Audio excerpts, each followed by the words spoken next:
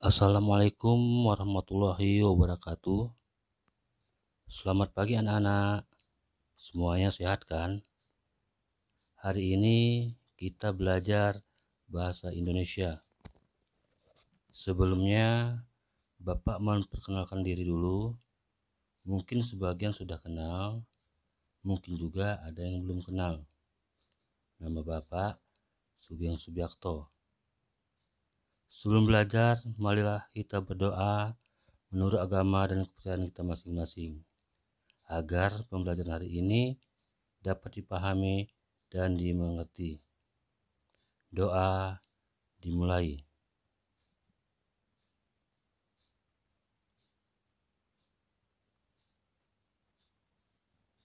Doa selesai.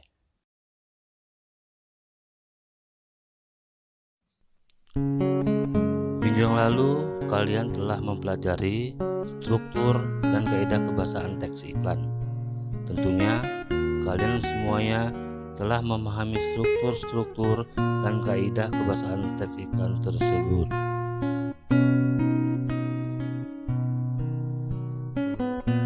Anak-anak, sekarang coba buka buku paketnya halaman 59, yaitu tentang pelajaran teks eksposisi di dalam media massa.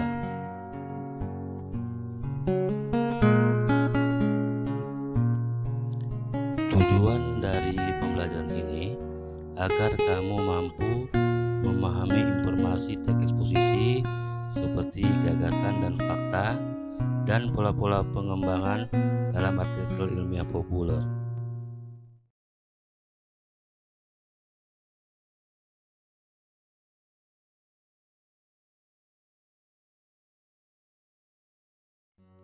Kamu tentu senang membaca surat kabar atau majalah. Di media massa, kamu mudah mendapatkan teks eksposisi. Kalau ingin mengenal lebih dekat dengan teks tersebut, sesungguhnya dalam percakapan sehari-hari pun dengan mudah kamu mendapatkannya. Ketika menyampaikan uraian dan di dalamnya terdapat banyak pendapat pribadi dengan tujuan untuk meyakinkan orang, berarti kamu sedang menyampaikan teks eksposisi. Pada saat berdiskusi pun demikian. Pernyataan-pernyataan yang berisi pendapatlah yang sering kamu lontarkan. Dalam teks eksposisi ada 3 hal yang perlu kita bahas. Pertama, pengertian teks eksposisi. Kedua, unsur-unsur teks eksposisi. Ketiga, pola pengembangan teks eksposisi.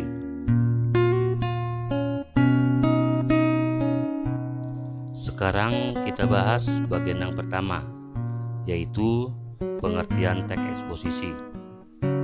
Apa teks eksposisi tersebut? Jadi sebenarnya teks eksposisi adalah sebuah paragraf yang isinya berupa sejumlah informasi yang bertujuan untuk menjelaskan atau memberikan pengertian kepada pembaca dengan gaya penulisan yang singkat dan akurat.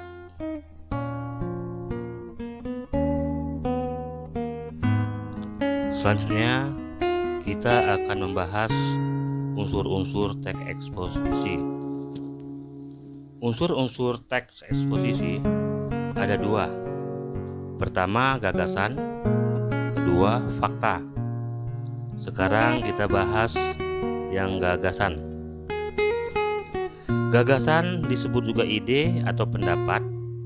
Isinya berupa pernyataan yang mungkin berupa komentar, penilaian, saran, dorongan, dan bujukan. Contohnya, jika pemerintah tidak cepat bertindak dalam 10 tahun mendatang, hutan Sumatera akan musnah dan diikuti oleh musnahnya hutan Kalimantan. Itulah contoh dari sebuah gagasan. Selanjutnya, mengenai fakta. Fakta adalah keadaan atau peristiwa yang merupakan kenyataan, sesuatu yang benar-benar ada atau terjadi. Dalam teks eksposisi, fakta berfungsi untuk memperkuat gagasan sehingga diharapkan lebih meyakinkan khalayak. Contohnya, Selama bulan Januari sampai bulan Oktober, 45% dari keseluruhan titik kebakaran terkonsentrasi di Provinsi Riau.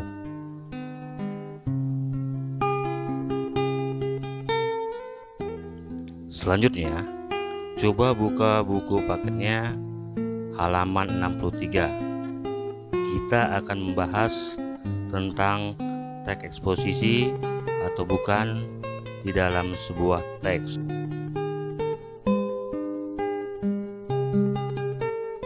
Sekarang, coba perhatikan teks berikut. Bagi kami, komunikasi menjadi sarana cukup penting. Dengan komunikasi, kami bisa mengungkapkan gagasan kepada orang lain. Dengan komunikasi yang lancar, segala hal yang berkaitan dengan pengetahuan akan cepat tersebar. Demikian pula dengan keterampilan berbahasa, hubungan sosial akan tercipta. Apakah teks ini termasuk teks eksposisi? Mari kita buktikan. Kalau kita perhatikan di teks tersebut termasuk teks eksposisi karena di teks tersebut terdapat gagasan umum pada awal teks, yaitu komunikasi menjadi sarana cukup penting. Sedangkan faktanya yaitu pertama, dengan komunikasi dapat mengungkapkan gagasan kepada orang lain. Kedua, dengan komunikasi segala hal yang berkaitan dengan pengetahuan akan cepat tersebar. Ketiga, dengan keterampilan berbahasa, hubungan sosial akan tercipta.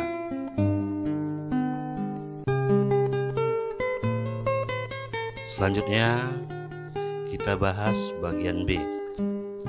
Salah satu penyebab terjadinya unjuk rasa karena ketidakpercayaan mereka terhadap pelaksanaan berbagai aturan. Para pengunjuk rasa tidak menemukan sarana pelampiasan atau ketidakpuasan yang dirasakannya. Tekanan amarah yang tidak menemukan celah untuk keluar akhirnya menjadi amuk massa. Hal-hal tersebut mengakibatkan berbagai unjuk rasa sering berujung pada anarkisme massa jika aspirasi mereka tidak tersalurkan. Mereka ingin reaksi mereka diperhatikan. Kalau kita perhatikan teks tersebut, pembuktiannya bahwasanya teks tersebut teks eksposisi adalah terdapat gagasan umum pada awal teks. Penyebab terjadinya unjuk rasa adalah ketidakpercayaan mereka terhadap pelaksanaan berbagai aturan. Sedangkan fakta-faktanya adalah pertama, para pengunjuk rasa tidak menemukan sarana pelampiasan atas ketidakpuasan yang dirasakan. Dua, tekanan amarah yang tidak menemukan celah untuk keluar akhirnya menjadi amuk massa. Ketiga, hal-hal tersebut mengakibatkan berbagai unjuk rasa sering berujung pada anarkisme massa jika aspirasi mereka tidak tersalurkan.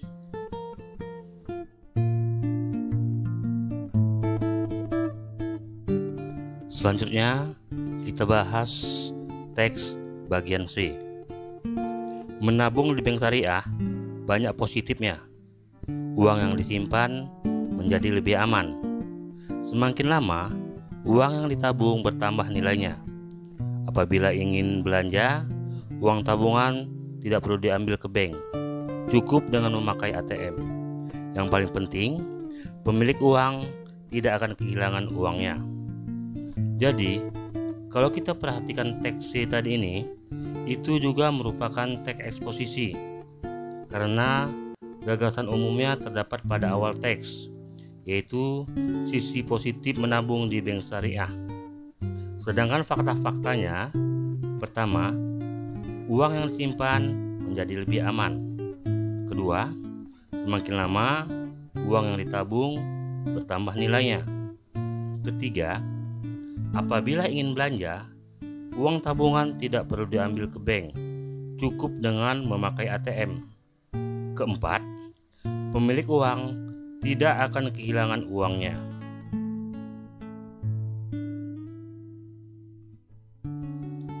Di awal tadi kita telah membahas pengertian teks eksposisi dan unsur-unsur teks eksposisi. Selanjutnya kita akan membahas pola pengembangan teks eksposisi. Pola pengembangan teks eksposisi itu ada 4. Pertama, pola umum khusus.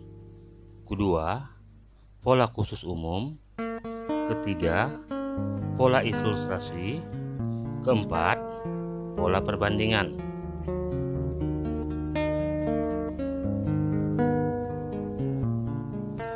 Selanjutnya kita akan membahas pola pengembangan teks eksposisi satu persatu. Sekarang kita bahas dulu bagian pertama, yaitu pola umum khusus. Pola umum khusus ini, ide pokok bagian teksnya ditempatkan pada awal paragraf yang kemudian diikuti oleh ide-ide penjelas.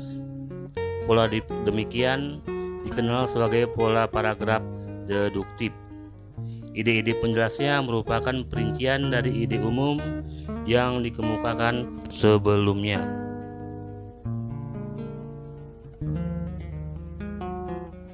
Selanjutnya yang bagian 2, yaitu pola khusus umum. Pola khusus umum ini adalah hal-hal yang bersifat khusus diikuti oleh uraian yang bersifat umum. Bagian akhir dalam bagian teks ini berfungsi sebagai simpulan atau rangkuman dari pendapat-pendapat yang dikemukakan sebelumnya.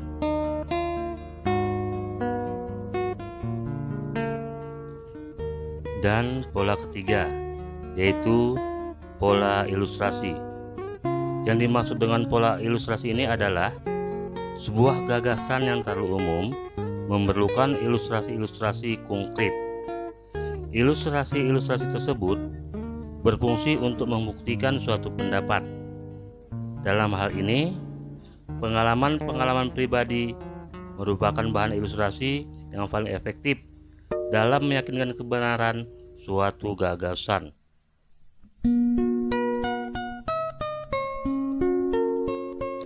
Sedangkan pola yang keempat adalah pola perbandingan. Maksud dari pola perbandingan ini adalah untuk meyakinkan suatu pendapat. Kamu dapat melakukan suatu perbandingan. Benda-benda, keadaan, atau yang lain ditentukan perbedaan ataupun kesamaannya berdasarkan aspek tertentu. Dengan demikian, keyakinan pembaca atas gagasan yang kita sampaikan akan lebih kuat. Itulah tadi pola-pola pengembangan teks eksposisi, yaitu ada 4 pola.